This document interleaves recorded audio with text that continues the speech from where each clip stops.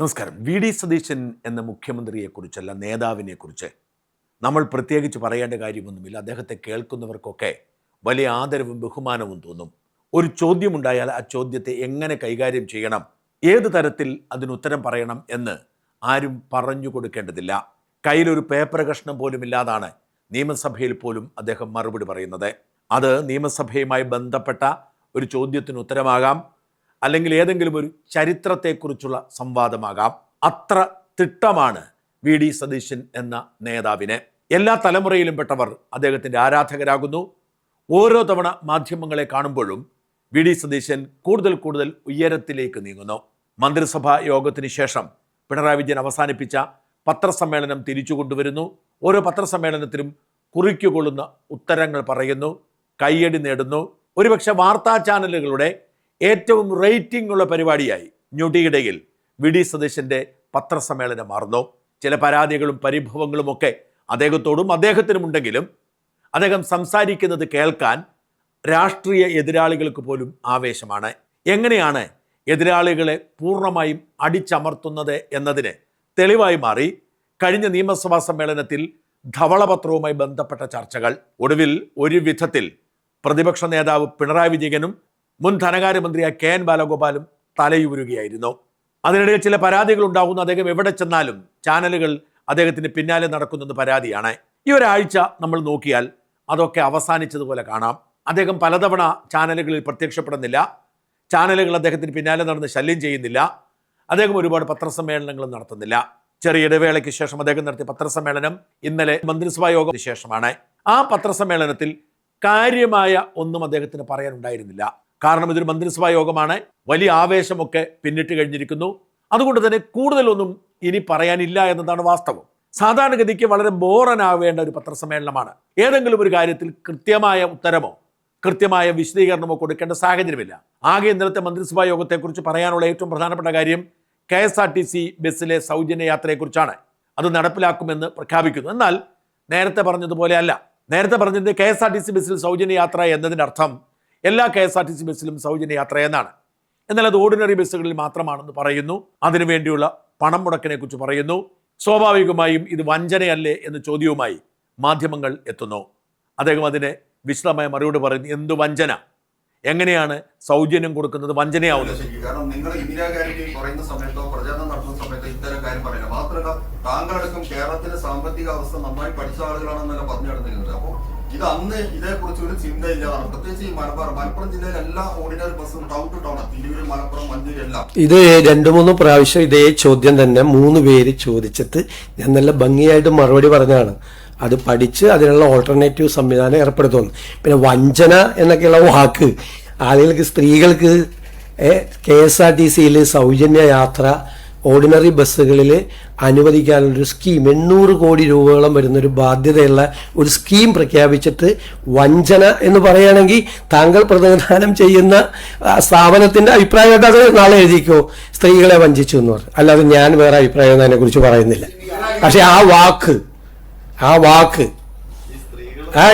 വാക്ക് ഒന്നുകൂടി ആലോചിക്കും. നിങ്ങൾ മാധ്യമപ്രവർത്തകരല്ലേ. ആ വാക്ക് ഒരു വലിയ പ്രധാനപ്പെട്ട സ്കീം. കേരളത്തിലെ പാവപ്പെട്ട സ്ത്രീകളാണ് ഇതിനകത്ത് യാത്ര ചെയ്യുന്നത് കൂടുതൽ, ബഹുഭൂരിപക്ഷം പേർ. അല്ല, ലെറ്റ് മീ കംപ്ലീറ്റ്. ഞാനൊരു ഉത്തരം പറഞ്ഞുകൊണ്ടിരിക്കുമ്പോൾ അങ്ങ് ഒരു പ്രസംഗം പോലെ ഒരു ചോദ്യം ചോദിച്ചു. അതിന് ഞാൻ ഉത്തരം പറഞ്ഞുകൊണ്ടിരിക്കുകയാണ്. അങ്ങനെ അസ്വസ്ഥരാവല്ലേ. നിങ്ങൾ 3 പേരും ചോദിച്ചുകൊണ്ടിരിക്കുകയാണ്, ഒരേ ചോദ്യം ചോദിച്ചുകൊണ്ടിരിക്കുകയാണ് 3 പേരും. ഇനി വേറെ ആർക്കെങ്കിലും ചോദിക്കാനുണ്ടെങ്കിൽ ചോദിക്കും. പ്രകടന പത്രികയിൽ പറഞ്ഞതിൽ നിന്നും വലിയൊരു ഷിഫ്റ്റ് ഉണ്ടായിട്ടും അതൊരു വിഷയമല്ലാതെ നിർവീര്യമാക്കാൻ അദ്ദേഹത്തിന് കഴിഞ്ഞു എന്ന് വ്യക്തമാണ്. കൂടുതൽ ചോദ്യങ്ങൾ ചോദിക്കാൻ മാധ്യമങ്ങൾക്കും പറ്റുന്നില്ല. കാരണം അദ്ദേഹം അങ്ങനെ തന്നെ അത് പറഞ്ഞ് ഒഴിഞ്ഞുപോയി. ഇതുപോലെ തന്നെയായിരുന്നു അദ്ദേഹത്തിന് ഉത്തരം പറയാൻ പ്രയാസമുള്ള മംഗലാപുരത്തേക്കുള്ള യാത്രയെക്കുറിച്ചുള്ള ചോദ്യവും അതിനുള്ള ഉത്തരവും. എന്തിനാണ് ഞാൻ അദാനിയെ കാണുന്നത്? അദാനി എൻ്റെ ആരാണ്? ഞാൻ കാണാൻ പോയത് ആര്യാടിന്റെ ബന്ധുവിനെയാണ് എന്നൊക്കെ പറഞ്ഞ് അദ്ദേഹം അഴകുഴമ്പൻ മറുപടി പറഞ്ഞ് ഉറച്ചു നിൽക്കാതെ മാറുകയായിരുന്നു. വീണ്ടും ഈ അദാനി പ്രതിനിധിയുമായി കൂടിക്കാഴ്ച ആയുധമാക്കുകയാണ്. അപ്പോൾ അതിന് മുഖ്യമന്ത്രി മറുപടി പറയുന്നില്ല എന്ന് CPM സംസ്ഥാന സെക്രട്ടറി ഇന്നലെ വീണ്ടും പറഞ്ഞു. മറുപടി പറയുന്നില്ല. എന്ത് കാര്യത്തിന് മറുപടി പറയണത്? ഞാനിക്ക് അദാനിയായിട്ട് എന്താ ബന്ധം? ചുമ്മാ ഓരോന്ന് പറയല്ലേ. ഗോവിന്ദൻ മാഷ് പറയട്ടെന്ന്. പുള്ളിക്ക് എന്തെങ്കിലും പറയണ്ടേ? ആരെ സന്ദർശിച്ചെന്ന് പറഞ്ഞു. ഞാനേ സന്ദർശിച്ച് ആളെ അദാനിയുടെ ഏജന്റാണ് ആളെ കണ്ട ആളുകളുടെ ഫോട്ടോ മുഴുവൻ ഞാൻ കാണിച്ചു തരട്ടെ. ആൾ ഈ കേരളത്തിൽ ബന്ധമുള്ള മക്കളെയൊക്കെ ഇവിടെ കല്യാണം കഴിപ്പിച്ചിട്ടുള്ളത്, അവരുടെ മക്കളെ കേരളത്തിൽ കല്യാണം കഴിപ്പിച്ചിട്ടുള്ള ഒരുപാട് ആൾ. ആര്യാടൻ സാറിൻ്റെ ബന്ധുവാണ്, അകന്ന ബന്ധുവാണ് അദ്ദേഹം. കോഴിക്കോടും കാസർഗോഡും ഒക്കെ കുടുംബ ബന്ധങ്ങളുള്ള ആളാണ്. അദ്ദേഹത്തിൻ്റെ കൂടെ പോയി അദ്ദേഹത്തിനോട് സംസാരിച്ചിട്ടുള്ള ആളാണ്. ഞാൻ എയർപോർട്ടിൽ വന്നിറങ്ങുമ്പോൾ എന്നോട് കണ്ട് സംസാരിച്ചു. ഇനിയിപ്പോൾ അദാനിയുടെ ആളെ ഞാൻ എന്തിനാ പോയത് ഇലക്ഷൻ കാലത്ത് അദാനിയുടെ എവിടെ ഇത് തെരഞ്ഞെടുപ്പ് കഴിഞ്ഞിട്ട് അദാനിയായിട്ട് ഇവിടെ മന്ത്രിസഭ ഉണ്ടാക്കാനാ?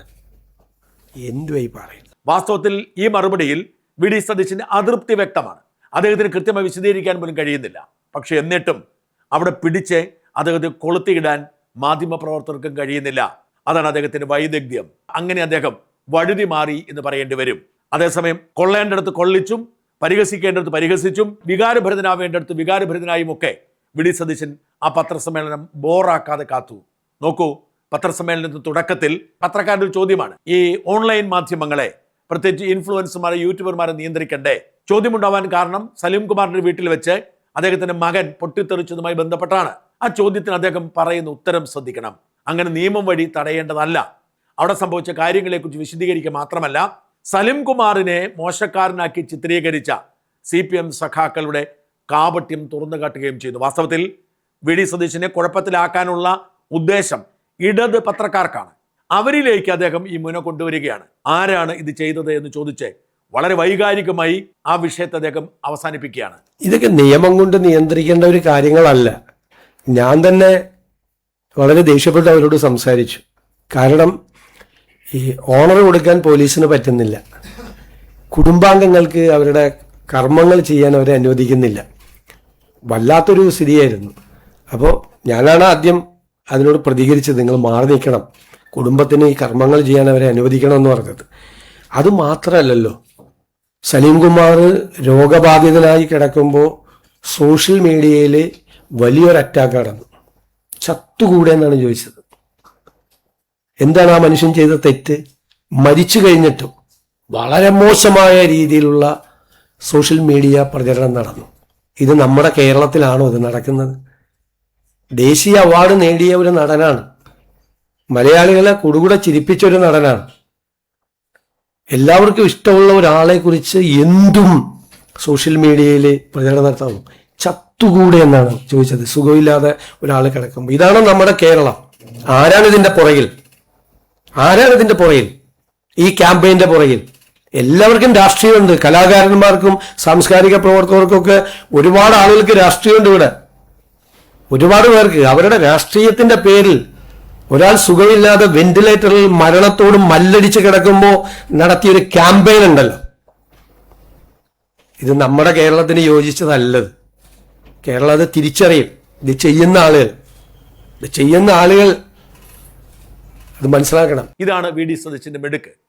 അതായത് വികാരഭരിതമായി സംസാരിക്കേണ്ടടുത്ത് അത് സംസാരിക്കും, പൊട്ടിത്തെറിക്കേണ്ടടുത്ത് അത് പൊട്ടിത്തെറിക്കും, പരിഹസിക്കേണ്ടടുത്ത് പരിഹസിക്കും. അദ്ദേഹം മുമ്പ് പറഞ്ഞ കാര്യമാണ്, CPM തോൽപ്പിക്കാൻ എളുപ്പമാണ്, തോറ്റെന്ന് ബോധ്യപ്പെടുത്താൻ ബുദ്ധിമുട്ടാണ്.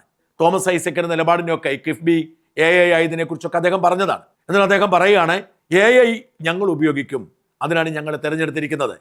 നോക്കൂ, ആ ചോദ്യം പൂർണ്ണമായും അദ്ദേഹം നേരിടുകയാണ് ഭംഗിയായി. അതോടുകൂടി ആ വിമർശനത്തിന്റെ മുനയൊടിയുക. ഞാൻ നേരത്തെ തന്നെ ഒരു അഭിപ്രായം പറഞ്ഞു, CPM തോൽപ്പിക്കാൻ എളുപ്പമാണ്, പക്ഷെ തോറ്റെന്ന് അവർക്ക് ബോധ്യപ്പെടാൻ വലിയ പാടാണ്. അവർ ബോധ്യപ്പെടാൻ. ഞാൻ തോമസ് ഐസക്ക് എന്നെ വളരെ അടുത്ത സ്നേഹിതനും വളരെ അടുത്ത സുഹൃത്തുമാണ്. തമാശ പറയാറുണ്ട്. ഇങ്ങനത്തെ തമാശ പറയുമോ? കൊണ്ടാണ് ഇത് ചെയ്തത്. 172 പേജ് ഇത്ര ദിവസം കൊണ്ട് എങ്ങനെ ഉണ്ടാക്കി? 172 പേജൊക്കെ ഉണ്ടാക്കാനുള്ള കപ്പാസിറ്റി ഗവൺമെന്റിനുണ്ട് 10 ദിവസം കൊണ്ട്. ഞങ്ങളത് ചെയ്തു. ഒരു ഉപയോഗിച്ചിട്ടില്ല എന്ന് KA ചന്ദ്രശേഖരൻ പറഞ്ഞു. ഇനി AI ഉപയോഗിച്ചാൽ എന്താ തെറ്റ്? ഞങ്ങൾ AI ഉപയോഗിക്കും ഇനിയുള്ള കാര്യങ്ങൾക്ക്. ഇതിലുപയോഗിച്ചിട്ടില്ല. ആർട്ടിഫിഷ്യൽ ഇന്റലിജൻസ് ടൂൾ ഈ ഗവൺമെന്റ് ഉപയോഗിക്കും. ഡാറ്റ ഡ്രിവൻ ഗവേണൻസ് ആണ് വരാൻ പോകുന്നത്. അതുപോലെ രക്ഷാപ്രവർത്തനവുമായി ബന്ധപ്പെട്ട് കോടതിയിലുണ്ടായ തിരിച്ചടിയെക്കുറിച്ചുള്ള ചോദ്യം കേൾക്കുക. ആ ചോദ്യത്തിന് കോടതിക്കെതിരൊന്നും പറയാൻ അദ്ദേഹത്തിന് കഴിയില്ല. പക്ഷെ അത്തരം ചോദ്യമാണ് അവിടെ വന്നത്.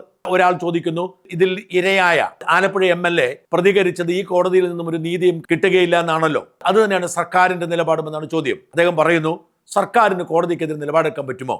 അത് എന്തു തരം ചോദ്യമാണ്? അല്ല, അത് ഉറപ്പായിട്ട് പരിശോധിക്കും. കോടതിയുടെ ഓരോ നടപടിക്രമങ്ങളുടെ ഭാഗമായിട്ട് ചിലപ്പോൾ ആന്റിസിപ്പേറ്ററി ബെയിൽ കൊടുക്കും, ചിലപ്പോൾ ആന്റിസിപ്പേറ്ററി ബെയിൽ റിജക്റ്റ് ചെയ്യും.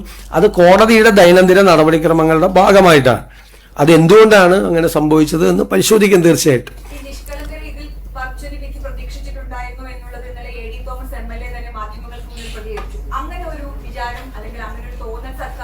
അല്ല, നമുക്ക് അങ്ങനെ ഒരു കോടതി വിധിയെക്കുറിച്ച് സർക്കാർ കയറി കമന്റ് പറയാൻ പറ്റുമോ? അല്ല, ഞാൻ ചോദിക്കട്ടെ, സർക്കാർ കോടതി ഒരു വിധി പറഞ്ഞു, ആന്റിസിപ്പേറ്ററി ബെയിൽ ഉള്ള അവരുടെ ആപ്ലിക്കേഷൻ അനുവദിച്ചു. അതിന് സർക്കാർ കയറി കേരളത്തിലെ എല്ലാ ജില്ലകളിലും എല്ലാ കോടതികളിലും നടക്കുന്ന കോടതിയുടെ നടപടിക്രമത്തിനെതിരായി എനിക്ക് പ്രതിഷേധിക്കാൻ പറ്റുമോ?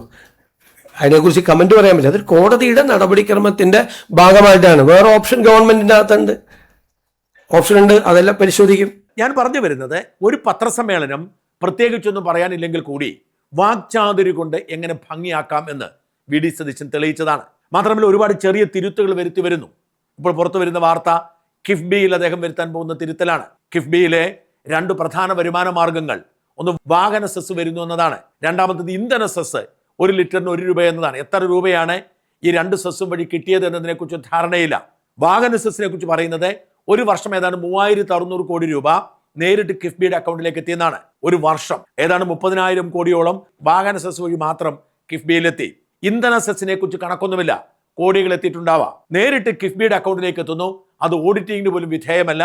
ആ പണം അവർ ധൂർത്തടിക്കുന്ന അവസാനിപ്പിച്ചു. ഈ 2 സാമ്പത്തിക ഇടപാടുകളും സർക്കാരിലേക്ക് വരുന്നു. കിഫ്ബിക്ക് പണം കൊടുക്കണമെങ്കിൽ സർക്കാർ കൊടുത്തോളം, ഇതാണ് നിലപാട്. ഇത്തരത്തിൽ തിരുത്തലുകൾ വലിയ തോതിൽ നടത്തിക്കൊണ്ടിരിക്കുന്നു. ഇപ്പോഴും ഞാൻ നേരത്തെ സൂചിപ്പിച്ചതുപോലെ മിക്കയിടത്തും ഉദ്യോഗസ്ഥ ഭരണമാണ്. ഉദ്യോഗസ്ഥന്മാർ എന്ന് പറയുന്നത് CPM-ൻ്റെതാണ്. ഉദാഹരണത്തിന് PRD-യിൽ അഭിലാഷ് എന്ന് പറയുന്ന ഒരു ഉദ്യോഗസ്ഥനുണ്ടായിരുന്നു. അദ്ദേഹം PRD-യിൽ നിന്ന് ഡെപ്യൂട്ടേഷനിൽ പിണറായി വിജയന്റെ ഓഫീസിൽ വർക്ക് ചെയ്തു. ആ പിണറായി വിജയന്റെ ഓഫീസിൽ നിന്ന് വർക്ക് ചെയ്ത അധികാരം പോയി, പുതിയ സർക്കാരും വന്നു. ഉടൻ തന്നെ ആരോ ചില അദൃശ്യകരങ്ങൾ ഇടപെട്ട് വനം വകുപ്പിന്റെ PRO ആയി നിയോഗിക്കുകയാണ്. ഓർക്കൂ, ഏറ്റവും പ്രധാനപ്പെട്ട പദവികളിൽ ഒന്നിലേക്ക് പിണറായി വിജയന്റെ പേഴ്സണൽ സ്റ്റാഫിൽ ഒരാളെ നിയോഗിക്കുന്നു. യൂണിയൻകാർ എതിർക്കുന്നു, കോൺഗ്രസ് യൂണിയൻകാർ എതിർക്കുന്നു. മന്ത്രി ഷിബു ബേബി ജോൺ തനിക്ക് പിണറായിയുടെ സ്റ്റാഫിന് വേണ്ട എന്ന് പറയുന്നു. ഒടുവിൽ 5-ാം ദിവസം അദ്ദേഹത്തിന്റെ നിയമനം റദ്ദു ചെയ്യുന്നു. ഇത്തരത്തിലുള്ള കറക്ഷനുകൾ സംഭവിക്കുന്നുണ്ട്. എല്ലാ അർത്ഥത്തിലും മാറ്റങ്ങൾ വന്നുകൊണ്ടിരിക്കുന്നു. മാത്രമല്ല, ഇയാളായിരുന്നു ആ ഇരുണ്ട കാലം എന്ന പേരിലുള്ള ഉമ്മൻചാണ്ടി സർക്കാരിന്റെ കാലത്തെ ഭരണത്തിനെതിരെ നിയമവിരുദ്ധമായി ക്യാമ്പയിൻ സംഘടിപ്പിച്ചത്. അവരെയൊക്കെ അവിടെയും ഇവിടെയും തിരികെ കയറ്റിയതൊക്കെ ശരിയാക്കി വരുന്നുണ്ട്. എന്തായാലും ഒരു കാര്യം തീർച്ചയാണ്, വി ഡി സതീശൻ എന്ന മുഖ്യമന്ത്രിയുടെ വാക്ചാതുരിക്ക് മുമ്പിൽ, അദ്ദേഹത്തിന്റെ അറിവിന് മുമ്പിൽ, അദ്ദേഹത്തിന്റെ കൃത്യതയോടെയുള്ള വ്യക്തതയോടെയുള്ള വിശദീകരണത്തിന് മുൻപിൽ ആർക്കും പിടിച്ചു നിൽക്കാൻ കഴിയില്ല.